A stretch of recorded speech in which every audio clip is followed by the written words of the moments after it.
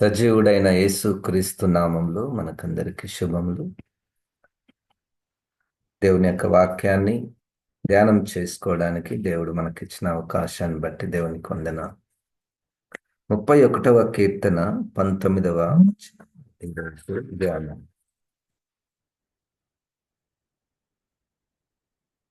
31వ కీర్తన 19వ వచనం. నీ యందు భయభక్తులు గల వారి నిమిత్తము నీవు దాచి ఉంచిన మేలు ఎంతో గొప్పది. నరుల ఎదుట నిన్ను ఆశ్రయించు వారి నిమిత్తము నీవు సిద్ధపరిచిన మేలు ఎంతో గొప్పది. ఈరోజు మన ధ్యానము ఒక మాట, భయభక్తులు గల వారి నిమిత్తము దేవుడు ఒక మేలు, ఆశీర్వాదము, దీవెన. భయభక్తి, ఈ మాట నేను ఈ మధ్య కాలంలో చాలాసార్లు వింటూ ఉన్నాను. కొంతమంది అంటుంటారు, చాలా మందికి భక్తి ఉంది కానీ భయం లేదు సార్ అని, లేదా భయం ఉంది కానీ భక్తి లేదని నేను వింటూ ఉంటాను. అయితే దావీదు గారు జీవితంలో మనము ఆ పదాన్ని ఒక్కొక్కసారి, అంటే ఒకటే మాట ఇంగ్లీష్లో అయితే God blesses those who fear him, ఆయన యందు భయము కలిగినటువంటి వారు. కానీ తెలుగులో భయము భక్తి వేరు వేరు. భక్తి అన్నటువంటిది ఇది ఎక్స్ప్రెషన్, అంటే మనము ఒక పని ద్వారా, ఒక క్రియ ద్వారా భక్తి కార్యక్రమాలు మనము చేస్తూ ఉంటాము. ఒక ప్రార్థన చేయుట కానీ, లేదా ఒక స్థుతి చెల్లించుట కానీ, లేదా ప్రభు బలిలో పాల్గొనుట కానీ, లేదా ఆలయానికి వచ్చుట కానీ, ఇవన్నీ ఎక్స్ప్రెషన్స్. వీటినంతా కూడా మనము భక్తి అని అంటూ ఉంటాము. అయితే దేనికి భక్తి అంటే భయము కలిగి దేవుని యందు భయం అన్నటువంటి మాట రకరకాలుగా మనము ఉపయోగించవచ్చు. భయం అంటే నాకు అపాయం కలుగుతుందేమో, నన్ను చంపుతారేమో, నేను పడిపోతానేమో అన్నటువంటిది ఒక రకమైనటువంటి భయము. రెండవ భయము అవతల వ్యక్తి యొక్క గొప్పతనాన్ని, పరిశుద్ధతను చూస్తే భయము. అంటే అవతల వ్యక్తి ఇక్కడ దేవుడుగా ఉంటున్నాడు. ఆ దేవుడు పరిశుద్ధుడు, పరిశుద్ధుడు, పరిశుద్ధుడు అన్నటువంటి భయము. ఇదే దావీదు గారు 10వ వచనంలో, ఇదే 31వ కీర్తనలోనే, నా దోషమును బట్టి నా బలము తగ్గిపోవచ్చున్నది. దోషము, మొత్తానికి దావీదు గారికి దేవుని యందు భయము దేనిని బట్టి అంటే దోషమును బట్టి, లేదా పాపమును బట్టి, లేదా దేవుని యొక్క క్రమాన్ని బట్టి. దేవుడు ఎవరో బాగా తెలిసినటువంటి వ్యక్తి దావీదు గారు. దేవుడు మనస్సును ఎరిగినటువంటి వాడు, దేవుడు యొక్క మనస్సును ఎరిగినటువంటి వాడు గనుక దేవునికి భయపడువాడుగా ఉంటున్నాడు. ఇప్పుడు మన అంశం ఏమిటంటే దేవునికి భయపడడం. దేవునికి భయపడడం. భక్తి ఉంది కానీ భయము లేదు. భక్తే భక్తే దేవునికి ప్రీతికరము అని చాలామంది అనుకుంటూ ఉంటారు. కానీ దావీదు గారి జీవితంలో దేవుడు ఎటువంటి వాడో బాగుగా ఎరిగినటువంటి వాడుగా, ప్రతి విషయంలో కూడా దేవునికి భయపడువాడుగా ఆయన తన జీవితంలో అగుపరిచినట్టు మనము చూస్తున్నాము. మొట్టమొదటగా దావీదు గారు 51వ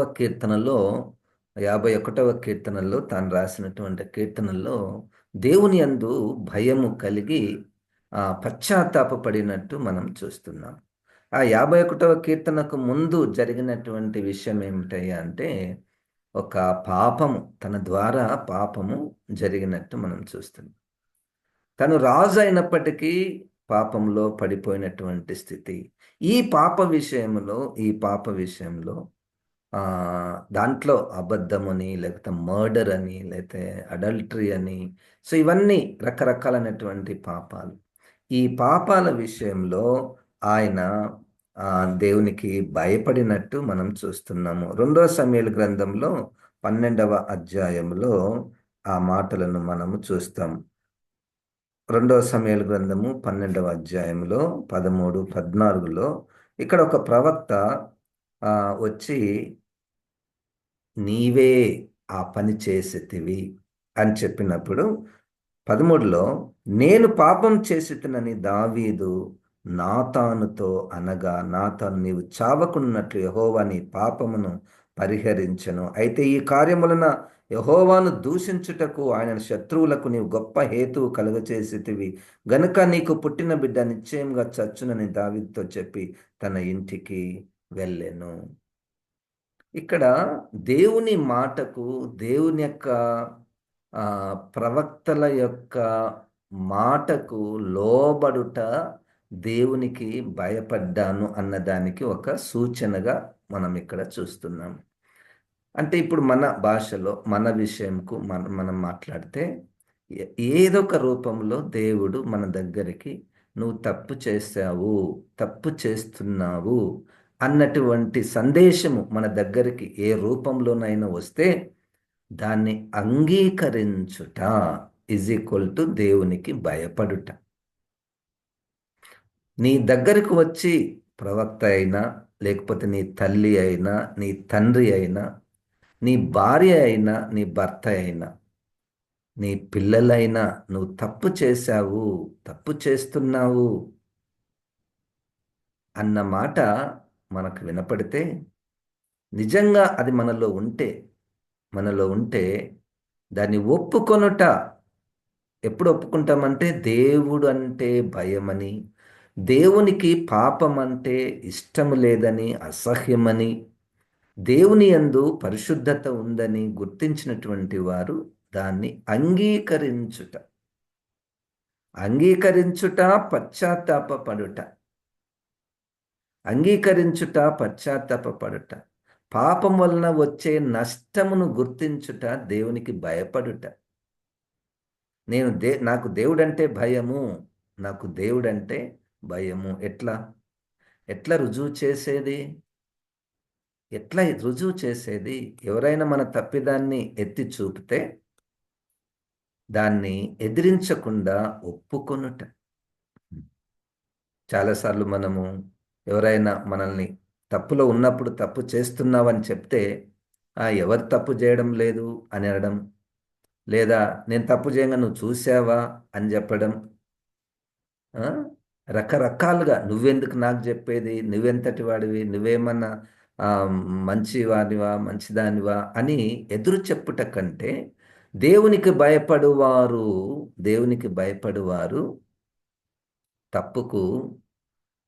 తప్పును ఒప్పుకుంటారు.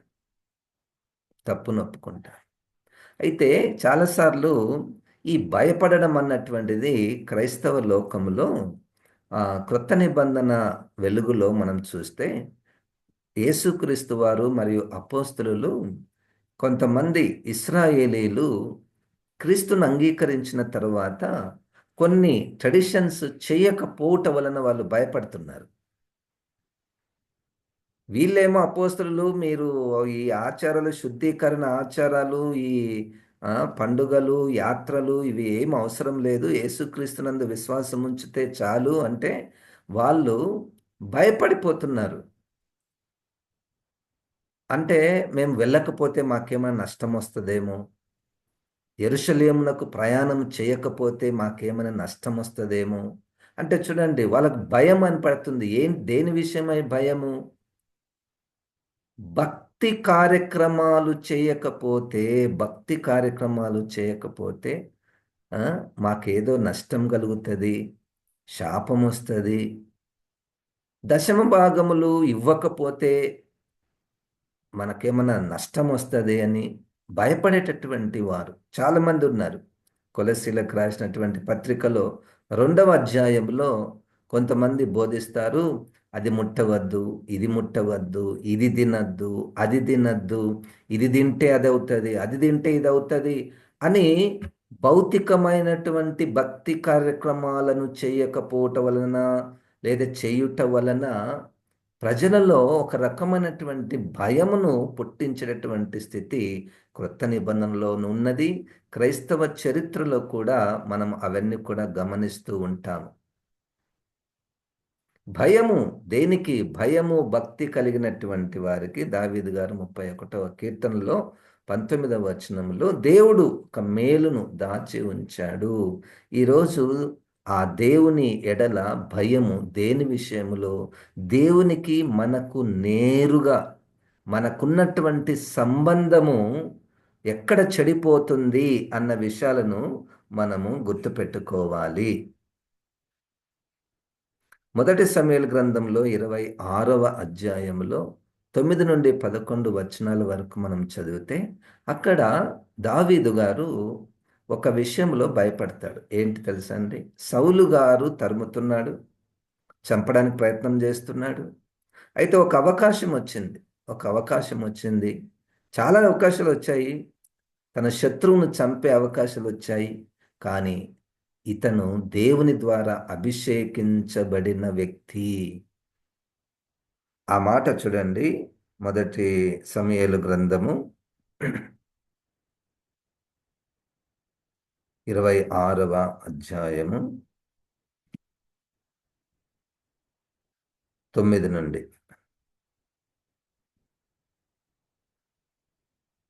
దావీదు, నేనతని చంపకూడదు, యెహోవా చేత అభిషేకము నొందిన వానిని చంపి నిర్దోషగుట ఎవనికి సాధ్యము? యెహోవా జీవంతోడు, యెహోవాయే అతని మొత్తును. అతడు అపాయం వలన చచ్చును, లేదా యుద్ధమునకు పోయి నశించును. యెహోవా చేత అభిషేకం నొందిన వానిని నేను చంపను. అలాగున నేను చేయకుండా యెహోవా నన్ను ఆపునుగాక. అయితే అతని తలగడ దగ్గరనున్న ఈటెను నీళ్ళబుడిని తీసుకుని మనం వెళ్ళిపోదాం రమ్మని అభిషేక్తో చెప్పి. భయము, దేవుని యందు భయము, దేవుని క్రమమును, దేవుని ఆజ్ఞలను దేవుని ఆజ్ఞలను మీరుట మీరుట వలన నేను తప్పు చేసిన వాడిని అవుతాను. దేవుని క్రమాన్ని, దేవుని మనస్సును ఎరిగినటువంటి వాడు, దేవుని హృదయానుసారుడు, దేవుని ఆజ్ఞకు లోబడువాడు, దేవుని ఆజ్ఞకు లోబడువాడు. దేవుడు ఒక క్రమాన్ని పెట్టి ఆ క్రమాన్ని మీరితే మనకు శిక్ష వస్తుందంటే దానికి భయపడువాడు, దానికి భయపడువాడు. కనుక భక్తి ఉంది, భయము లేదు అంటే ఏ విషయంలో భయం ఉండాలి? ఏ విషయంలో భయము నుండి దేవుడంటే దేనికి భయము? పరిశుద్ధతను తప్పిపోతుంటే, ఆజ్ఞను మీరుతుంటే మనకు భయం కలగాలి. కానీ భక్తి కార్యక్రమాలు నేను చేయకపోవటం వలన నేను భయపడుతున్నాను అంటే మనము ధర్మశాస్త్ర కట్లలో ఉన్నాము, ధర్మశాస్త్రానికి బానిసలుగా ఉన్నాము.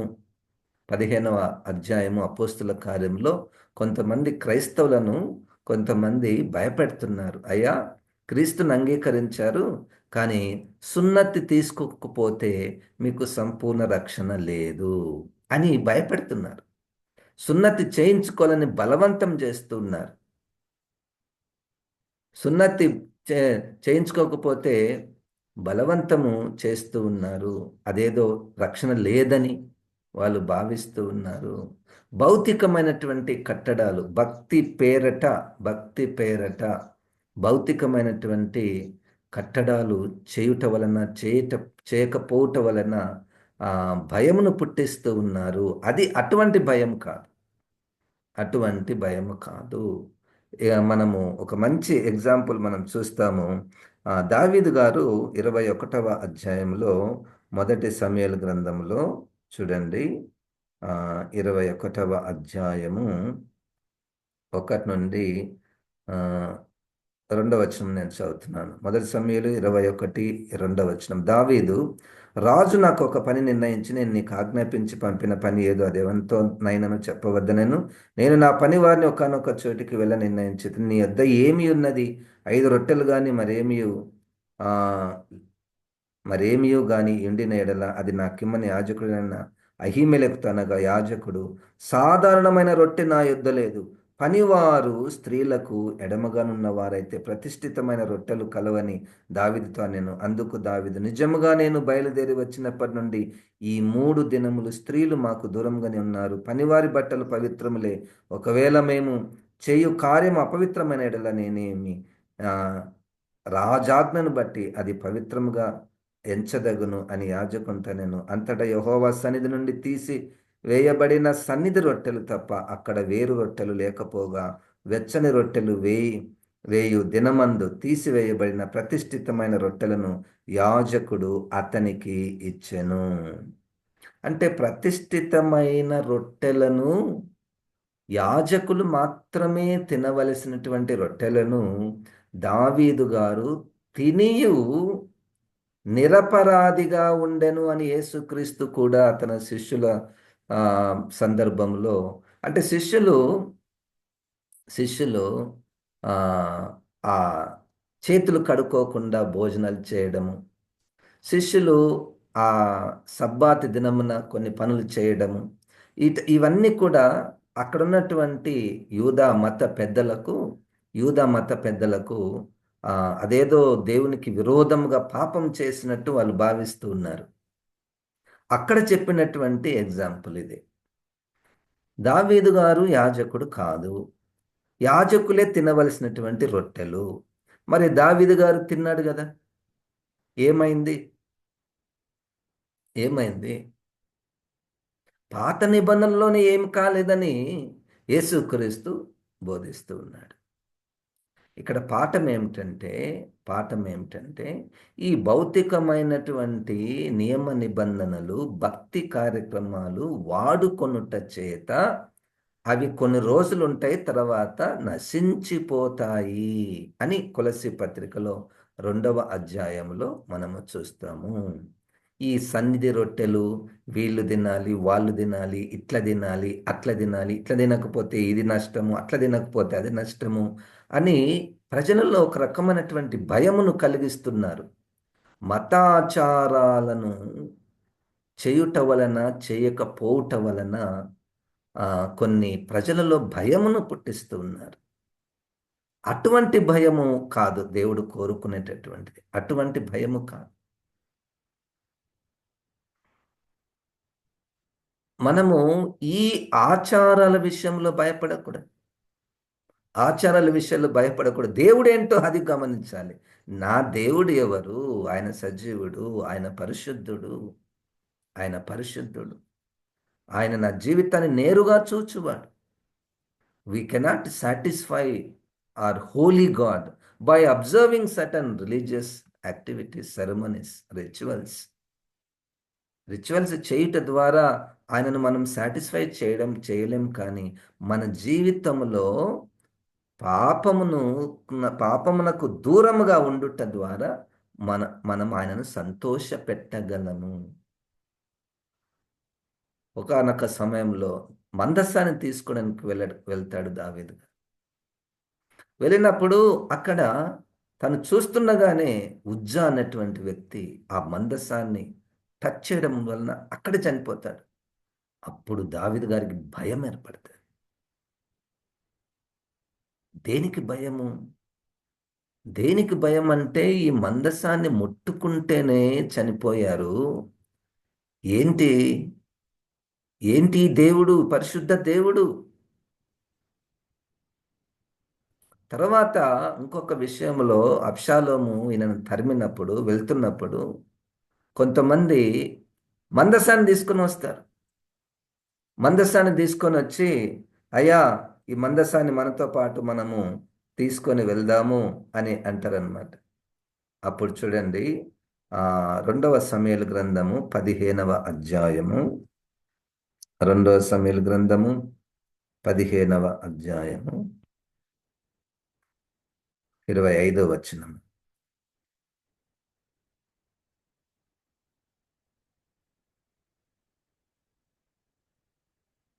24, 25 చదువుదాము. రెండో సమూయేలు గ్రంథము 15వ అధ్యాయము 24, 25. సాదోకును లేవీలందరూ దేవుని నిబంధన మందస్సమును మోయుచు అతని యొద్ద ఉండిరి. వారు దేవుని మందస్సమును దింపగా అబ్యాతారు వచ్చి పట్టణంలో నుండి జనులందరూ దాటిపోవు వరకు నిలిచెను. అప్పుడు రాజు సాదోకును పిలిచి, దేవుని మందస్సమును పట్టణంలోనికి తిరిగి తీసుకొని పొమ్ము. యెహోవా దృష్టికి నేను అనుగ్రహము పొందిన ఎడల ఆయన నన్ను తిరిగి రప్పించి దానిని తన నివాస స్థానమును నాకు చూపించును. నీ యందు నాకిష్టము లేదని ఆయన సెలవిచ్చిన ఎడల ఆయన చిత్తము నీ దృష్టికి అనుకూలమైనట్టు నా ఎడల జరిగించుమని నేను చెప్పుదునని పలికి. కొంతమంది భావిస్తున్నారు, దేవుని మందసం మన దగ్గర ఉంటే మేలు జరుగుతుంది, దేవుని మందసం మన దగ్గర ఉంటే దేవుడు మనల్ని విడిపిస్తాడు, కార్యం చేస్తాడు. ఇంతకుముందు మనం చూసాం కదా, దేవుని మందస్సాన్ని పట్టుకొని యోర్దాన్ నది వాళ్ళు దాటగలిగారు. ఆ? ఇవన్నీ దేవుని మందస్సాన్ని ఎడల దేవుని కార్యాలు గుర్తు చేసుకొని, దేవుని మందస్సము పట్ల కొంతమందికి ఒక రకమైనటువంటి విశ్వాసం ఉంది, ఒక భయం ఉంది. కానీ దావీదు గారు దాన్ని పక్కన పెట్టి, ఇప్పుడు దేవుని మందస్సంతో కాదు, నాకు దేవునికి మధ్య ఉన్న సంబంధమే ఫైనల్. దేవుడు తనకిష్టమైనటువంటిది నా యందు జరిగించునుగాక, దేవుని చిత్తము నెరవేర్చబడునుగాక. ఆ మొదటి సమూయేలు గ్రంథంలో కూడా 4, 5, 6 అధ్యాయులలో మనం చూస్తే ఇశ్రాయేలీయులు ఈ మందసాన్ని ఏమని భావించారంటే, మందసం ఉంటే మనం యుద్ధంలో గెలుస్తాము అని అనుకున్నారు. పోయారు, మందసం లేకుండా వెళ్ళారు. మందసం లేకుండా వెళ్ళారు, ఓడిపోయారు. 4,000 మంది చనిపోయారు.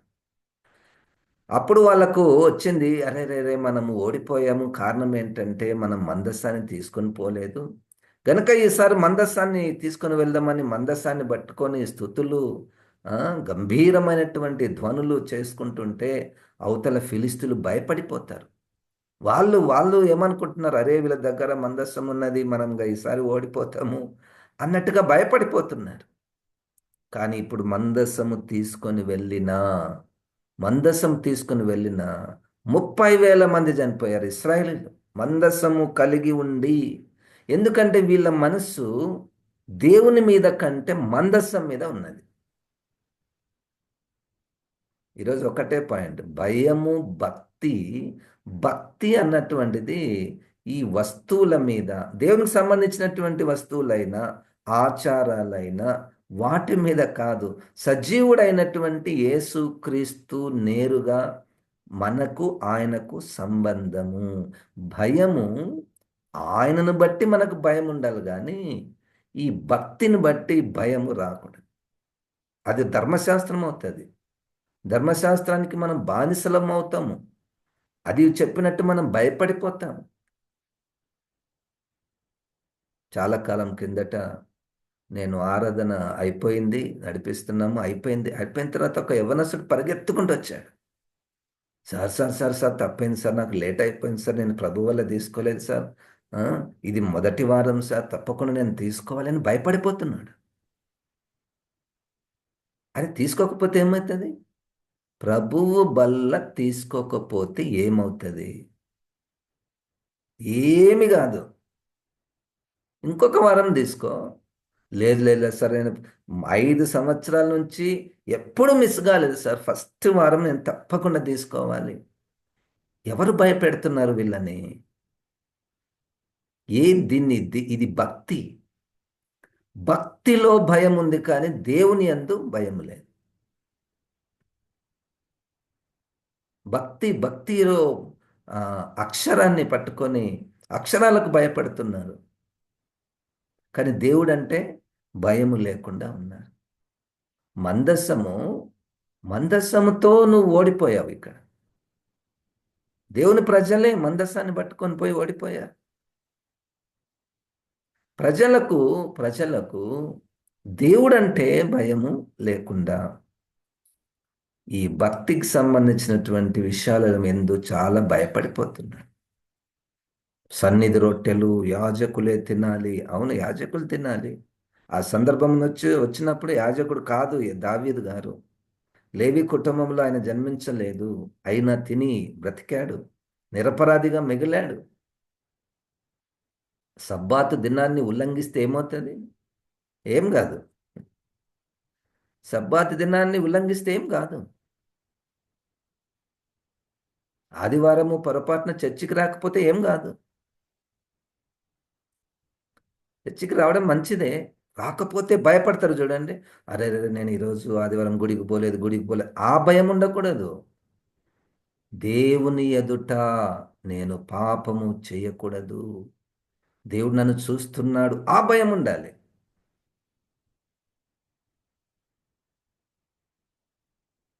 నేను ఈసారి దశమ భాగం ఇవ్వలేదు. ఏమవుతుందో ఏమో. ఆ భయం ఉండకూడదు. ఆ భయం ఉండకూడదు. నేను ఈరోజు చర్చికి పోలేదు కాబట్టి నష్టం జరిగింది. ఆ భయం ఉండకూడదు. దేవుడు సజీవుడు. ఆయన నేరుగా మనకు పర్సనల్ రిలేషన్షిప్ కలిగి ఉండగలడు. ఉం? గనుక ఈరోజు భయం అంటే దేవుని ఎడల భయము, దేవుని క్రమము ఎడల భయము, దేవుని ఆజ్ఞ ఎడల భయము. దావీదు గారి ఇంట్లో ఒక పాపం జరుగుతుంది. తన పిల్లలు పాపం చేస్తారు. పిల్లలు పాపం చేస్తే మహోద్రేకము గలవాడై అన్న మాట ఉంటుంది. మహోద్రేకం. ఈ పాపం విషయంలో కోపము. పాపం అంటే భయం. బాగా తెలుసు ఆయనకు. దేవునికి పాపం అంటే ఇష్టం లేదని, ఆజ్ఞ మీరుట ఇష్టం లేదని, దేవుని యొక్క క్రమాన్ని ఎరిగినటువంటి వాడు. దేవుని యొక్క క్రమాన్ని ఎరిగినటువంటి వాడు. కనుక మనం క్రొత్త నిబంధన సంబంధించినటువంటి వారముగా, యేసుక్రీస్తుని మన హృదయములోనికి ఆహ్వానించినటువంటి వారముగా, యేసుక్రీస్తు ఎడల భయము. ఆయన పరిశుద్ధుడు. పరిశుద్ధతను కోరుకునేటటువంటి వాడు. పరిశుద్ధతను కోరుకునేటటువంటి వాడు. నా దేవునికి పరిశుద్ధత అంటే ఇష్టం. నేను ఎక్కడ తప్పిపోతానేమో అన్నటువంటి భయం. ఎక్కడ తప్పిపోతానేమో, ఎక్కడ పాపం చేస్తానేమో ఆ భయం ఉండాలి. కానీ భక్తి ఎడల, భక్తి కార్యక్రమాలు, అపోస్తల కార్యముల గ్రంథంలో 10వ అధ్యాయంలో ఒక వ్యక్తి ఉంటాడు. దేవుని యందు భయభక్తులు కలిగిన వాడని రాయబడింది. కానీ ఏం చేస్తాము? రక్షణ లేదు. ఆయన దాన ధర్మాలు చేస్తున్నాడు, ప్రార్థనలు దాన ధర్మాలు భక్తి, ప్రార్థన భక్తి, గుడికి పోవడం భక్తి. కానీ రక్షణ లేదు. రక్షణ అంటే ఏంటి? వ్యక్తిగతమైనటువంటి దేవునితో సంబంధం లేదు. ఒక మతము మన చుట్టూ ఉన్నది. ఆ మతాచారాలను పాటిస్తున్నాడు. ఆ మతాచారాలను పాటిస్తున్నాడు. 16వ అధ్యాయంలో అపోస్తల కార్యం గ్రంథంలో లుది అనేటువంటి స్త్రీ దేవుని యందు భయభక్తులు కలిగి ఉన్నది. భయభక్తులు కలిగి ఉంది కానీ రక్షణ లేదే. అంటే దేవుణ్ణి తన హృదయంలోనికి చేర్చుకోలేదు. ఏదో ఈ మతంలో పుట్టాము కాబట్టి, ఇవి చేయమన్నారు కాబట్టి ఇది చేస్తున్నాము. ఇది చెయ్యకపోతే ఆ, ఇది చెయ్యాలి, లేదు ఇది చెయ్యకూడదు, ఇది ముట్టకూడదు, ఇది తినకూడదు. ఆ, ఇవన్నీ ఇవన్నీ ఉండడం వల్ల ప్రజలకు వీటిని చూపించి భయపెడుతున్నారు. ప్రజలు వీటిని చూపించి భయపెట్టుట. పరిశుద్ధ స్థలంలోనికి రాకూడదని, స్టేజ్ మీదకి ఎవరు రాకూడదు. చూడండి, స్టేజ్ మీదకి ఎవరు రాకూడదు అన్నటువంటి భయం పెడుతున్నారు. ఆ ఆ కట్ల నుంచే కదా విడిపించడానికి యేసుక్రీస్తు వచ్చాడు.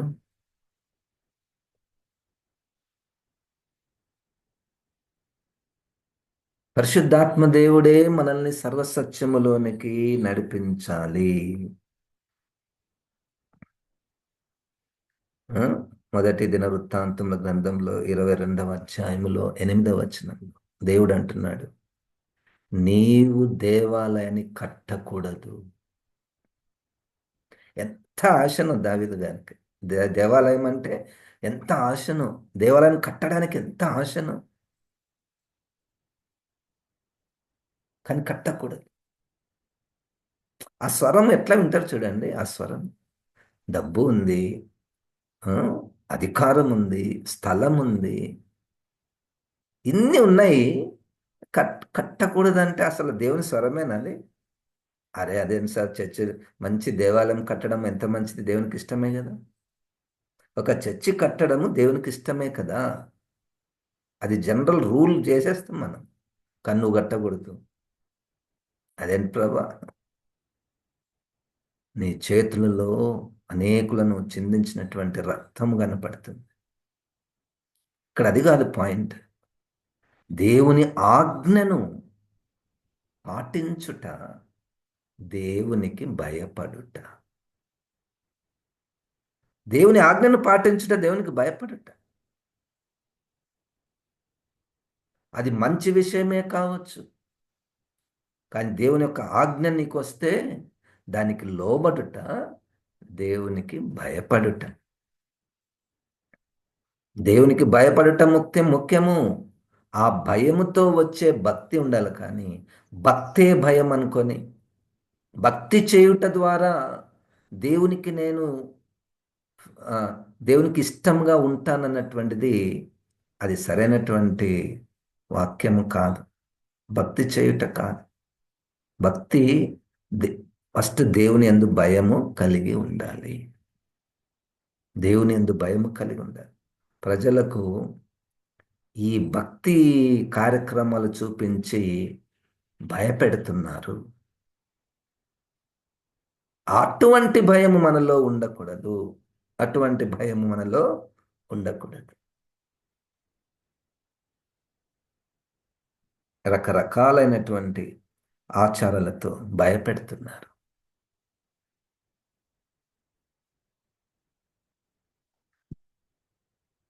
నువ్వు దేవాలయాన్ని కట్టకూడదు. చూడండి, ఒక మాట కీర్తన గ్రంథము 4వ అధ్యాయము 4వ వచనంలో, 4వ అధ్యాయం 4వ వచనంలో, భయము నుండి పాపము చేయకుడి. ఏంటి భయము? దేనికి దారి తీయాల భయము? భయము నుండి పాపము చేయకుడి. పరిశుద్ధాత్మ దేవుడే మనలో కార్యం జరిగించాలి. ఎటువంటి కార్యం అంటే, నేరుగా యేసుక్రీస్తుని హృదయంలోకి చేర్చుకుంటే చాలు. ఇంకా అన్నీ తెలిసిపోతాయి. అన్నీ తెలిసిపోతాయి. సన్నిధి రొట్టెలు తిన్నా ఏం కాదు, అవసరాన్ని బట్టి. సన్నిధి రొట్టెలు తిన్నా ఏం కాదు, గుడికి పోకపోయినా ఏం కాదు. అంటే నా అర్థం ఏంటంటే, భయము దేన్ని బట్టి కలుగుతుంది? భయము దేన్ని బట్టి కలుగుతుంది? గుడికి పోవడం మంచిది, స్తుతించడం మంచిది, వాక్యం వింటాము, సహవాసం ఉంటాము. కానీ ఒకవేళ ఏదైనా సందర్భాన్ని బట్టి గుడికి పోలేదనుకో, భయం భయం వస్తుందంటే అది సరైనటువంటి భయం కాదు. అది సరైనటువంటి భయం కాదు. నువ్వు ఎక్కడ ఉన్నావో అక్కడ యేసుక్రీస్తు ఉన్నాడు కదా. ఏదైనా రెగ్యులర్గా చేసేది, రెగ్యులర్గా భక్తిలో మనం రెగ్యులర్గా చేస్తుంటాం కదా, అది చేయకపోయినామనుకో, భయం పుట్టిందనుకో, అది ధర్మశాస్త్రం అవుతుంది. అది ధర్మశాస్త్రం అవుతుంది. వాటి వలన భయం రాకూడదు. వాటి వలన భయము రాకూడదు. దేవుని యొక్క పరిశుద్ధత వలన నాకు దేవునికి మధ్య ఉన్నటువంటి సంబంధం ఎక్కడ డిస్టర్బ్ అవుతుందో దాన్ని బట్టి భయము కలగాలి.